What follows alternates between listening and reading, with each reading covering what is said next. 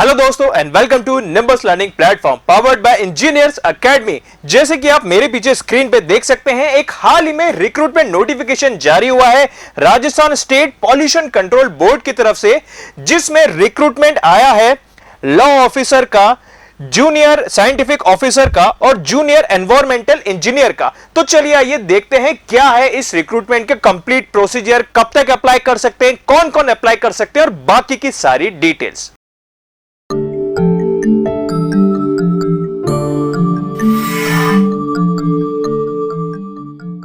Hello दोस्तों, तो हाल ही में जो रिक्रूटमेंट नोटिफिकेशन आया है Rajasthan state pollution control board का, उसमें टोटल 2 वैकेंसी है लॉ ऑफिसर की, 59 वैकेंसीज हैं जूनियर साइंटिफिक ऑफिसर की और 53 वैकेंसीज हैं जूनियर एनवायरमेंटल इंजीनियर की। अब हम देखते हैं इसमें से हमारे काम की कौन कौन सी वैकेंसीज हैं। तो दोस्तों, अगर हम रिक्रूटमेंट की एलिजिबिलिटी क्राइटेरिया देखें तो जैसे कि आप यहां पे देख सकते हैं, लॉ ऑफिसर में आपको लॉ डिग्री होनी चाहिए, जूनियर साइंटिफिक ऑफिसर में फर्स्ट क्लास एमएससी या एमएस होनी चाहिए किसी भी branch, chemistry, soil science, environmental science और माइक्रोबायोलॉजी आफ्टर बीएससी और BS in any discipline of science.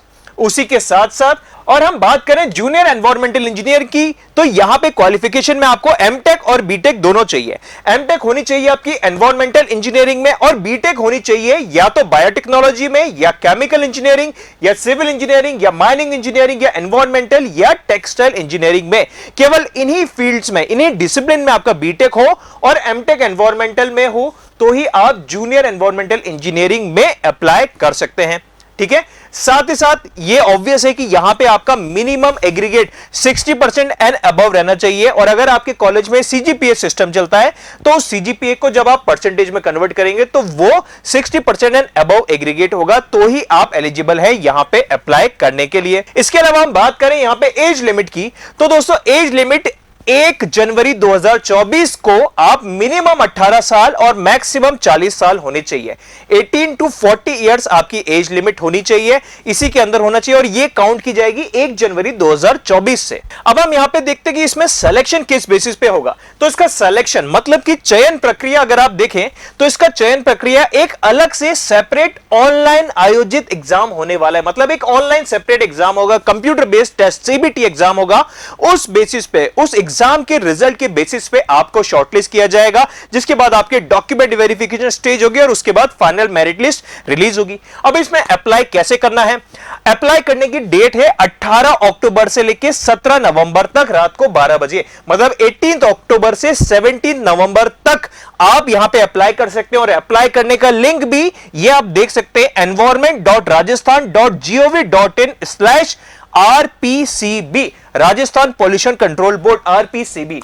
Okay, तो दोस्तों इस वेबसाइट पे आप जाकर 18 अक्टूबर से 17 नवंबर के बीच में जाके आप यहां पे एप्लीकेशन फॉर्म फिल कर सकते हैं। एप्लीकेशन फॉर्म ध्यान से फिल करिएगा, सारी डिटेल्स को चेक कर लीजिएगा, एक कॉपी सेव करके आप फिर ये कंप्लीट प्रोसीजर फिल कर सकते हैं। अब हम देखें इसके सिलेबस के बारे में। इसका सिलेबस भी इसके नोटिफिकेशन के साथ ही आ चुका है। हम पहले काम की चीजें देख लेते हैं। देखिए, ये तो लॉ ऑफिसर का सिलेबस है, टेक्निकल एस्पेक्ट भी है, नॉन टेक्निकल भी है। उसी के साथ जूनियर साइंटिफिक ऑफिसर का भी आप टेक्निकल एस्पेक्ट देख सकते हैं और नॉन टेक्निकल एस्पेक्ट भी।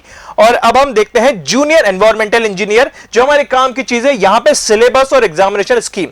देखिए 2 पार्ट में है, नॉन टेक्निकल भी है, नॉन और टेक्निकल भी है।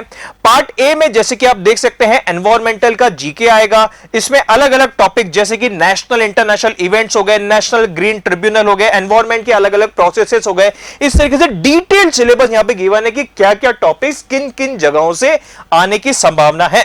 उसी के अलावा वेस्ट वाटर इंजीनियरिंग हो गया, biological characteristics of water and sewage हो गया, एयर एंड नॉइस पॉल्यूशन हो गया, environmental impact assessment, municipal solid waste, biomedical waste, ये सारे टॉपिक हो गए पार्ट ए में।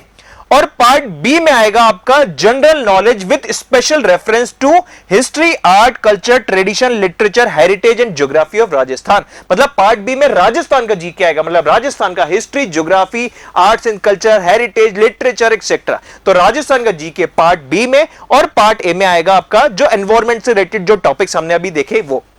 अब इसका एग्जामिनेशन कैसे होने वाला है? इसका एग्जामिनेशन हिंदी और इंग्लिश दोनों में है, बाइलैंग्वेल। टोटल 75 क्वेश्चन होंगे और एमसीक्यू मल्टीपल चॉइस क्वेश्चन होंगे, मतलब एक क्वेश्चन 4 ऑप्शन, उनमें से कोई एक सही होगा और वो आपको ऑनलाइन टिक करना होगा। पार्ट ए में टोटल 60 क्वेश्चन होंगे, पार्ट बी में 15 क्वेश्चन होंगे। पार्ट बी याद रखिएगा राजस्थान जीके है और 60 क्वेश्चन है जो आपके टेक्निकल एनवायरनमेंट से रिलेटेड चीजें आएंगी। तो टोटल मिलाकर आपके 75 क्वेश्चन है, इनको सॉल्व करने के आपके पास होंगे 1.5 घंटा, मतलब 90 मिनट्स, और टोटल ये वेटेज कैरी करने वाला है 225 मार्क्स। मतलब हर क्वेश्चन सही करोगे तो मिलेगा 3 मार्क्स और अगर गलत करोगे तो -1 मिलेगा। और यहां पे मिनिमम क्वालिफाइंग मार्क्स भी गिवन है, 40% shall be the pass marks, मतलब मिनिमम पासिंग मार्क्स है, मिनिमम क्वालिफाइंग मार्क्स है यहां पे 40%, इतना तो आना ही, अदरवाइज आप स्ट्रेट डिस्क्वालीफाई हो जाएंगे। तो दोस्तों ये थी सारी की सारी Rajasthan state pollution control board के रिक्रूटमेंट की इंफॉर्मेशन। आने वाले कुछ वीडियोस में पंकज गोयल सर आपके साथ डिस्कस करेंगे इसके सिलेबस का डिटेल्ड एनालिसिस, और उसी के साथ वो ये भी डिस्कस करने वाले हैं कि कैसे आप इस एग्जाम की प्रिपरेशन करेंगे, उसकी स्ट्रेटेजी क्या रहेगी, क्या रणनीति रहेगी, किस तरीके से आप स्टेप बाय स्टेप हर एक चीज प्रिपरेशन का आपके साथ डिस्कस करने वाले हैं पंकज गोयल सर। तो इसी तरीके की सारी अपडेट से जुड़ने के लिए सब्सक्राइब करें निम्बस लर्निंग प्लेटफॉर्म से। Thank you and have a nice day. If you really like the video, please hit the like button, share the video, subscribe to our YouTube channel and press the bell icon for the latest updates. Thank you.